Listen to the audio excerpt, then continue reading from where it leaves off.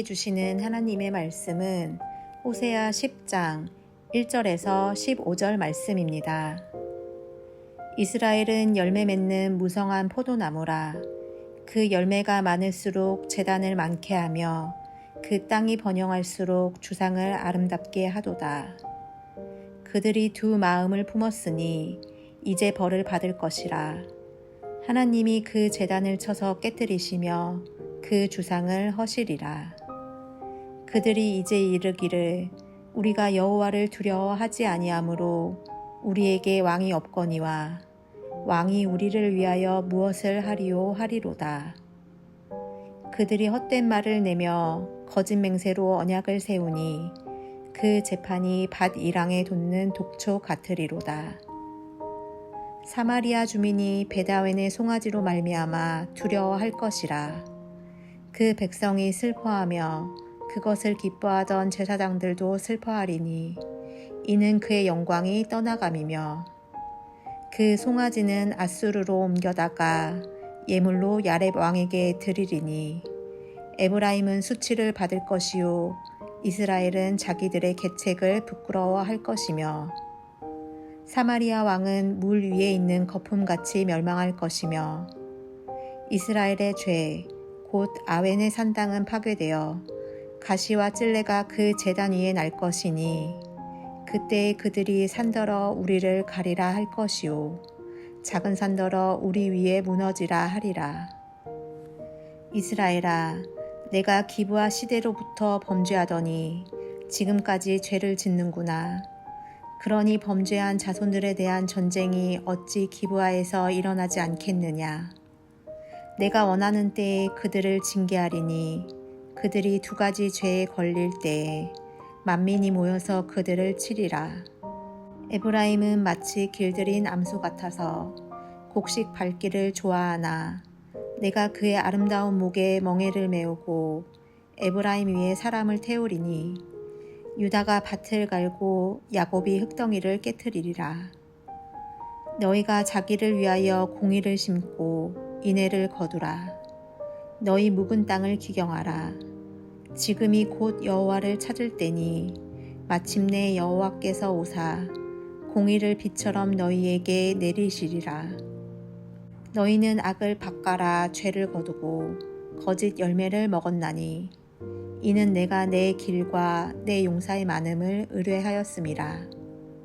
그러므로 너희 백성 중에 요란함이 일어나며 내 산성들이 다 무너지되 살만이 전쟁의 날에 베다벨을 무너뜨린 것 같이 될 것이라. 그때 어머니와 자식이 함께 부서졌도다. 너희의 큰 악으로 말미암아 베델이 이같이 너희에게 행하리니 이스라엘 왕이 새벽에 정녕 망하리로다.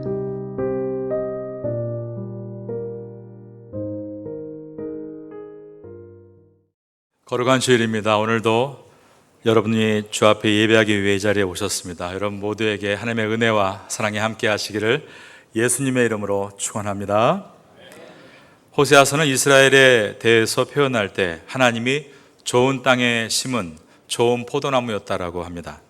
오늘 본문의 첫 절인 호세아서 10장 1절에 보면 이스라엘은 열매 맺는 무성한 포도나무라. 좋은 땅에 좋은 포도나무를 심었으니 그 나무에서 포도가 무성하게 열리는 것은 당연한 결과입니다.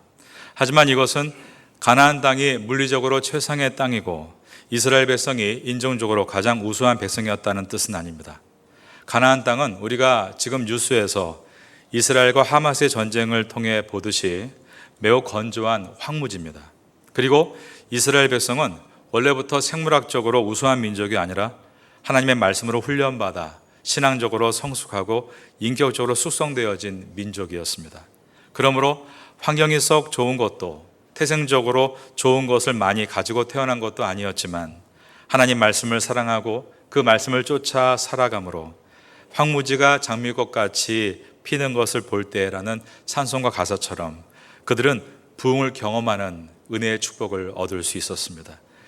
이 자리에 계신 여러분들도 이곳 태국이라는 낯선 땅에서 많은 훈련을 받으며 여기까지 오셨습니다. 우리 아이들도 태국어와 영어로 공부하며 학교 생활을 해 나갈 때 얼마나 낯설고 생소할까 안타까움이 있습니다. 하지만 하나님은 이스라엘 백성들을 가나안 땅으로 인도하시고 그곳에서 훈련을 잘 받아 풍성한 나무가 되게 하신 것처럼 여러분과 여러분의 자녀들이 이곳 태국 땅으로 살도록 인도하셨고 이곳에서 연단을 잘 받아 훗날에 풍성한 나무가 되기를 기다리고 계십니다. 저 여러분이 각자의 자리에서 한 알음씩 나무가 됐을 때 훗날에 이 땅에 그리스도의 푸르른 숲, 즉 푸르른 계절이 오게 하는데 우리를 귀하게 쓰실 것입니다. 이 믿음을 가지고 태국 땅에서 풍성한 나무로 귀하게 준비되어가는 성도가 되시기를 예수님의 이름으로 축원합니다. 이스라엘 백성들은 하나님의 축복 속에서 결국 풍성한 포도 열매를 맺은 상태에 이르게 됩니다.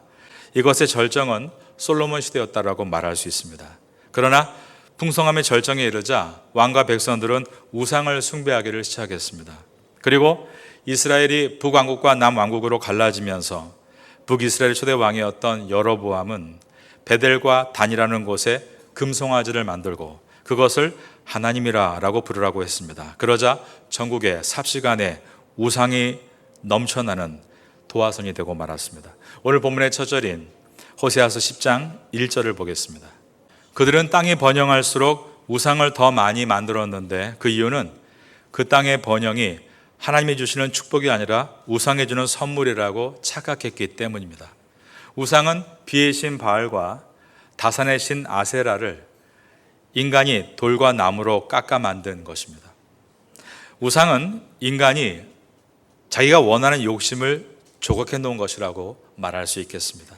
그리고 내 욕심을 형성한 그 우상에게 공을 드리는 것입니다. 50바트짜리 꾀띠어 한 그릇을 사 먹으면서 복권 장사가 지나가면 100바트의 거금을 꺼내서 복권을 사고 또 사고 또 사고 그렇게 그것을 사며 빌었던 자신의 노력이 언젠가 복권 당첨으로 이어질 때 복권이 당첨되면서 빌었던 신에게도 감사하지만 그 내면에는 내가 열심히 노력한 결과에 대한 자신의 공덕을 치하하는 것입니다. 이스라엘 백성들이 처음에 하나님께서 자신들을 그 땅에 인도하셨다는 것을 잠깐 동안만이라도 생각했다면 우상에 빠지지 않을 수 있었습니다. 하나님이 처음에 자신의 조상들을 지금 살고 있는 가나안 땅으로 인도해 들이신 것을 생각한다면 그 땅에서 풍성한 수확을 주시는 분이 우상이 아니라 자신들을 처음에 그곳에 인도해 들이신 하나님이신 것을 떠올릴 수 있었습니다. 하지만 우상은 더 많은 수확과 결과물을 내고 싶은 인간의 욕심이 눈에 보이는 형상으로 나타난 것이기 때문에 그들은 가나안 땅에서 농사를 짓고 사업을 하면서 하늘의 비를 준다는 남신 바알과 땅에서 다산의 복을 준다는 여신 아세라를 힘을 다해 섬긴 것입니다. 자기 안에 있는 욕심에 그 욕망을 채우려는 그 마음에 이러한 우상 숭배에 빠지게 만들었습니다.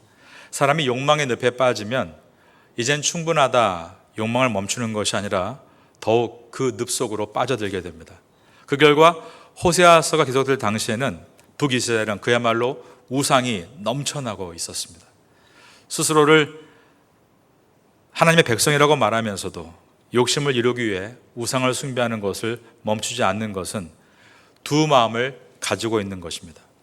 호세아서는 1장부터 3장까지 경건한 호세아 선지자와 음란한 아내 고멜에 대한 이야기를 기록했습니다. 그 내용은 경건한 선지자 호세아가 음란한 여인을 아내로 맞이하고 그 음란한 여인이 계속 음란을 멈추지 않고 남편 아닌 다른 남자의 외도를 통해 아이를 낳은 것입니다. 이것을 통해서 이스라엘 백성들이 하나님 앞에서 우상을 숭배하며 살아가는 것이 경건한 선지자 앞에서 음행을 하며 살아가는 고멜과 같은 모습이다라고 말씀하셨습니다. 이것을 오늘 본문은 두 마음이다라고 표현합니다.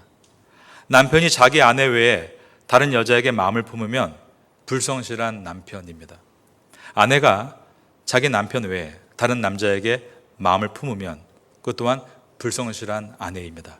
그리고 그 두 마음은 결국 불성실함이라는 것을 알게 됩니다.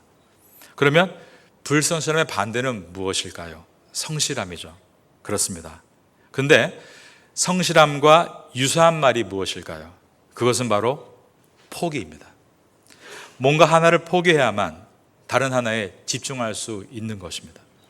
사람들은 성실하라라는 말은 수용하면서도 포기하라라는 말은 수용하려 들지 않습니다.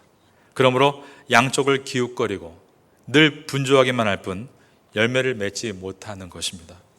이스라엘 백성들은 언제부턴가 자기의 욕심을 대가 지불 없이 더 빠르게 이룰 수 있다는 말에 현혹되기 시작했습니다. 바로 그것이 우상숭배입니다. 우상숭배는 모두 같은 목적을 가지고 있습니다. 작은 대가를 지불하고 더 빠르게 목적지에 도달하기를 원하는 것입니다. 음란한 고멜이 한 남자의 아내임에도 다른 남자들을 찾아가 기웃거리듯이 이스라엘 백성들은 안식일에 하나님께 예배드리고 나서 평일에는 자기가 일하는 일터에서 만연한 우상 숭배에 빠져 살았습니다. 우상은 말씀드린 대로 대가 지불 없이 더 빠르게 성공하고 싶은 인간의 욕심입니다.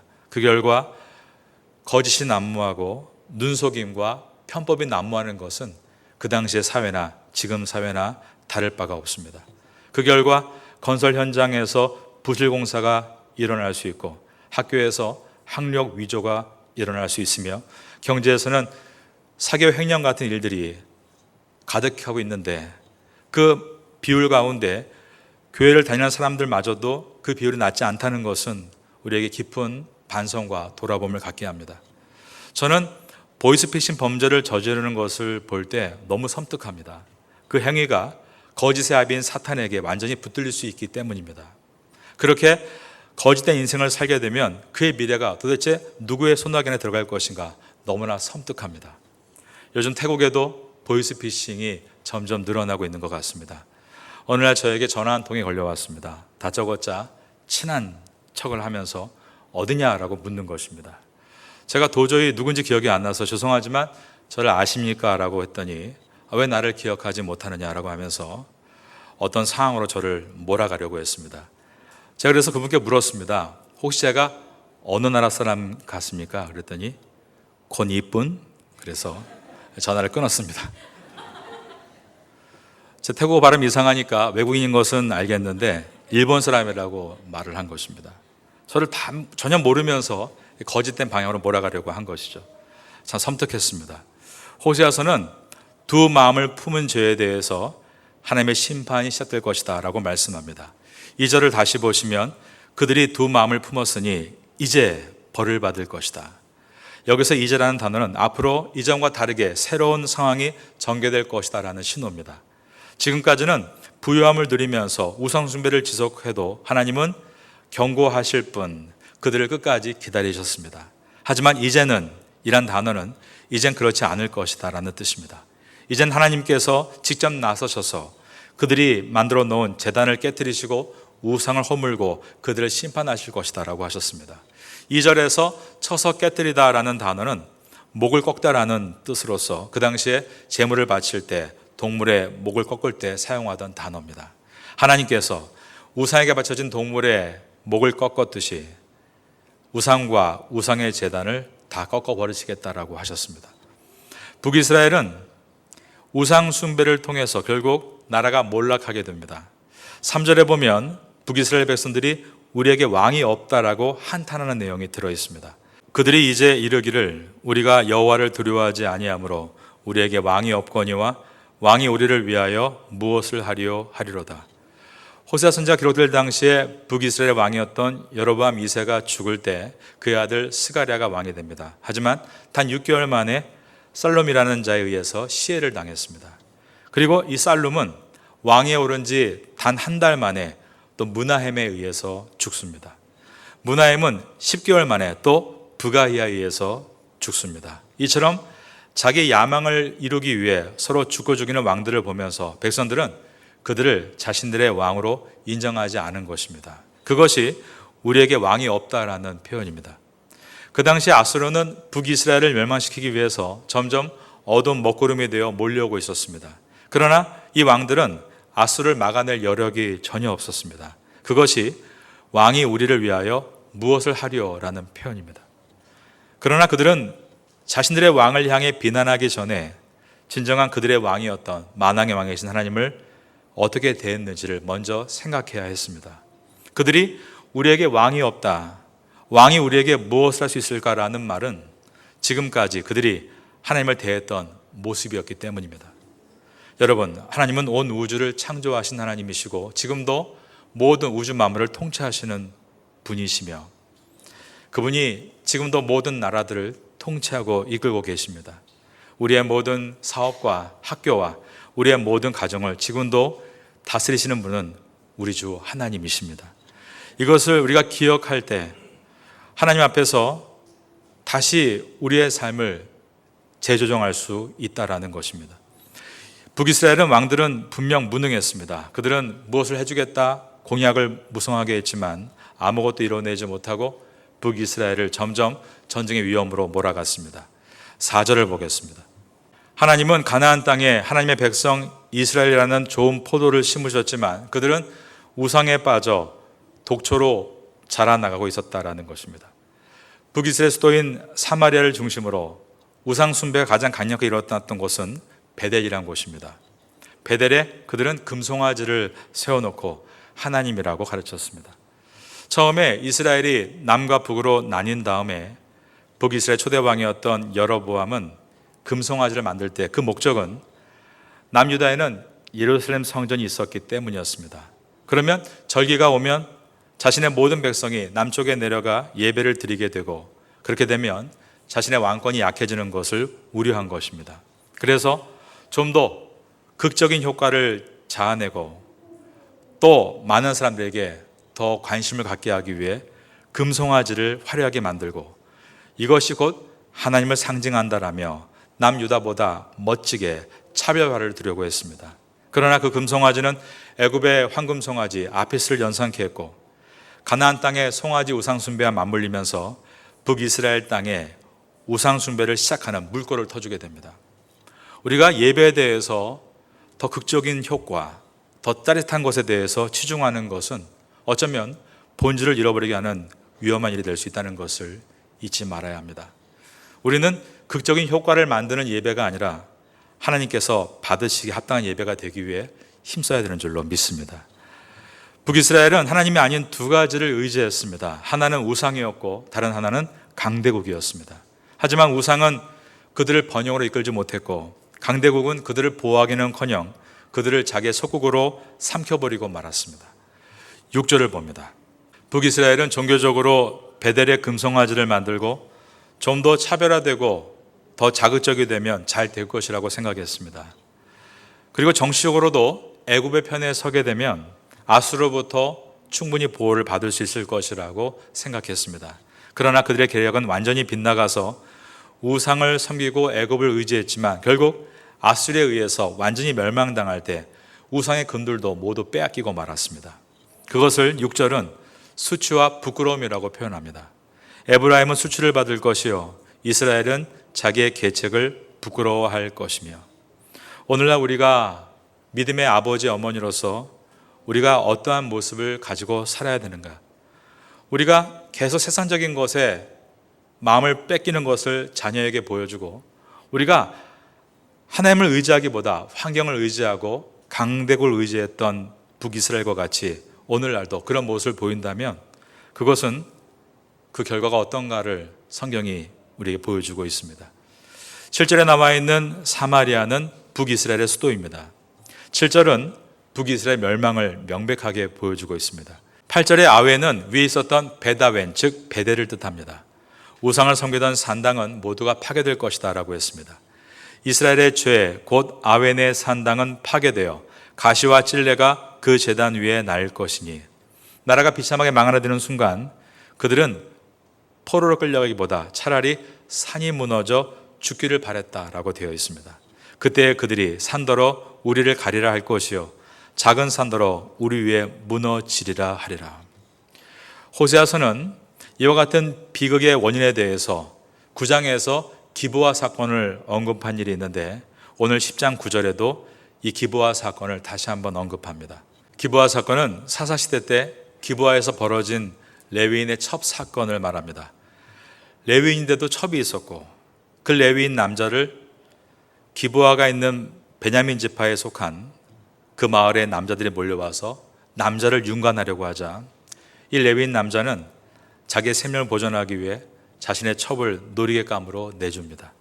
그 여인은 밤새 윤관을 당했고 새벽 미병의 고통 가운데 죽었습니다. 그러자 레위인은 그 여인을 12분 나누어서 이스라엘 각 지파에 보냈고, 이 일은 핵단추를 누르듯 민족 간에 거대한 사륙이 시작되는 전쟁의 도화선이 되고 말았습니다. 거룩의 본을 보여야 할 레위인이 첩을 두고 살고, 거룩의 본이 되어야 할 이스라엘 백성이 동성애에 집착하며, 용감해야 할 레위인이 비겁하게 첩을 내주자 모범되어야 될 시민들인 이스라엘 백성이 집단 성폭행을 자행해서 여자를 죽게 만들고, 그러자 무덤덤하게 죽은 여인을 나귀에 싣고 돌아가서 복수를 위해 아무 거리낌 없이 사람의 몸을 12토막을 내고 있다는 것은 인간을 포기한 사람의 모습을 보여줍니다. 바로 이러한 사사기 19장에 기록된 레위인의 첩 사건으로부터 시작된 사건의 죄악들이 이 호세아 시대까지 이어지고 있다는 말씀입니다. 기브아에 일어났던 끔찍한 사건으로 온 이스라엘 족속은 그 기브아에 있던 베냐민 지파를 완전히 거의 멸절시키다시피 합니다. 이와 마찬가지로 수백 년간 지나온 이 호세아 시대 때도 앞으로 머지않아 전쟁이 오게 될 텐데, 그러면 북이스라엘은 완전히 멸망당할 것이다 라고 말씀합니다. 이스라엘이 멸망을 당하기는 근본적인 이유는 두 가지의 죄악 때문이었습니다. 10절에 보면 내가 원하는 때에 그들을 징계하리니 그들이 두 가지 죄에 걸릴 때에 만민이 모여서 그들을 치리라. 그 두 가지 죄악은 아까 말씀드린 대로 우상 숭배와 강대국을 의지한 죄입니다. 호세아서는 북이스라엘 백성은 처음에 말씀의 훈련을 잘 받은 훌륭한 백성이었다라고 말합니다. 그런데 욕심이라는 우상에 빠져서 배운 대로 경계하지 않고 향방 없이 주먹을 휘두르듯 자기 마음대로 살다가 인생의 경계에서 실패하고 아수르라는 악한 주인에게 고삐를 잡히게 될 것이다 라고 했습니다. 11절입니다. 에브라임은 마치 길들인 암소 같아서 곡식 밟기를 좋아하나 내가 그의 아름다운 목에 멍에를 메우고 에브라임 위에 사람을 태우리니 유다가 밭을 갈고 야곱이 흙덩어리를 깨뜨리리라. 에브라임은 북이스라엘 대표하는 지파입니다. 에브라임 지파에서 북이스라엘 초대왕 여로보암이 나왔습니다. 잘 훈련된 암소 같았던 멋진 북이스라엘은 하나님이 주시는 소출을 발로 밟아 알갱이를 까고 마음껏 먹을 수 있는 그러한 자리에 있다가 이제는 그 아름다운 목에 새 주인이 멍에를 씌우고 또 새 주인이 올라타고 있는 이 모습은 아수르에 의해서 멸망당할 것을 예언하고 있습니다. 11절 마지막 부분에 유다도 그렇게 될 것이라는 예언은 호세아서가 보여주는 특징입니다. 호세아서는 북이스라엘이 주전 722년에 멸망당할 것을 예언하면서도 항상 그 옆에 유다의 멸망까지 예언했습니다. 그 후 100여 년 후에 주전 586년에 멸망할 유다를 함께 예언한 것입니다. 이것은 예언의 확장성으로서 이 예언은 그 당시에 북이스라엘뿐 아니라 남유다에 대한 예언이 포함되어 있고 또한 오늘날 우리의 미래도 포함되어 있다는 말씀입니다. 그 예언은 무척 심플합니다. 우리가 하나님의 말씀을 따르지 않고 자기의 욕심, 즉 우상을 섬기고 하나님을 의지하지 않고 강한 나라, 강대국만을 의지하려 한다면 북이스라엘과 남유다의 운명이 바로 우리의 운명이 될 것이다라는 예언입니다. 그러므로 오늘 호세아서의 말씀은 과거 북이스라엘과 남유다에게만 주신 말씀이 아니라 오늘 우리에게 주시는 말씀으로서 하나님은 오늘 이 아침 가운데 우리에게 이렇게 말씀합니다. 그것은 너희 묵은 땅을 기경하라라고 말씀하십니다. 12절입니다. 호세아서는 교만으로 묵은 땅이 되어버린 마음을 옥토로 바꾸라고 촉구하는 것입니다. 묵은 땅을 기경해서 옥토로 만드는 과정은 결코 쉬운 일이 아닙니다. 이미 굳어진 땅을 갈아엎어야 합니다. 잡초를 뽑아야 되고 돌을 골라내야 하는 것입니다. 저는 예전에 선교를 위해서 태국 산간 마을들을 참 많이 다닐 때가 있었습니다. 그럴 때마다 늘 산에서 사는 사람들이 농사를 지을 때 화전하는 것을 자주 목격했습니다. 화전은 농사를 짓기 전에 밭에 불을 지르는 것인데 탄 재 위에 비가 쏟아지면 자동으로 비료가 돼서 농사를 쉽게 지을 수 있다고 알려져 있습니다. 그런데 그렇게 몇 년을 하게 되면 점점 토양의 질이 나빠져서 나중에는 그것을 버려야 되고 다른 곳으로 떠나야 합니다. 산에 사는 사람들은 그 산이 자기의 것이 아닙니다. 그냥 살게 되어 있습니다. 그러므로 자기 땅이 아니기 때문에 떠나는 것이 쉽고 쉽고 빠르게 효과를 볼 수 있으니 그 방법을 선호하겠지만 여러분, 우리의 마음밭은 떠날 수 있는 것이 아닙니다. 우리가 평생 주님 오실 때까지 지켜나가야 될 곳입니다. 그래서 잠언 4장 23절은 무릇 지킬 만한 것보다 내 마음을 지키라라고 했습니다. 분명 우리의 마음은 늘 두 마음을 가지고 살아가고 있습니다. 인내하고 선을 택하고 정직하고 바른 길을 가라. 그분의 말씀을 지키려는 마음이 있는가 하면 방종하고 악을 선호하고 편법으로 빠르게 하고 싶은 마음도 있는 것입니다. 푸르른 잔디를 계속 유지하기 위해서는 매일, 아니 거의 매 순간마다 잡초를 뽑아내야 하듯이 우리의 마음은 악하고 게으른 욕망의 잡초를 뽑아내는 수고가 필요한 것입니다. 우리는 그것을 뽑을 능력이 없습니다. 그러나 하나님께서 이 주일 아침 가운데 우리에게 말씀을 주시고 우리가 그 말씀을 아멘으로 받고 소망한다면 성령 하나님께서 우리 심령 가운데서 우리를 도와주실 줄로 믿습니다. 우리 모두가 절대로 포기할 수 없는 우리의 마음을 다시 한번 돌아보면서 그 마음에 분명히 두 마음이 있는 것을 솔직하게 인정하고, 그러나 계속 그 우상의 잡초를 뽑아내는 가운데 이 태국 땅에 살면서 좋은 풀밭이 되므로 이 옥토 위에 주님 나라를 세울 수 있는 소망이 있다면 얼마나 귀한 비전이 될 수 있겠습니까? 이 비전을 품고 나가게 되시기를 마지막으로 예수님의 이름으로 축원합니다.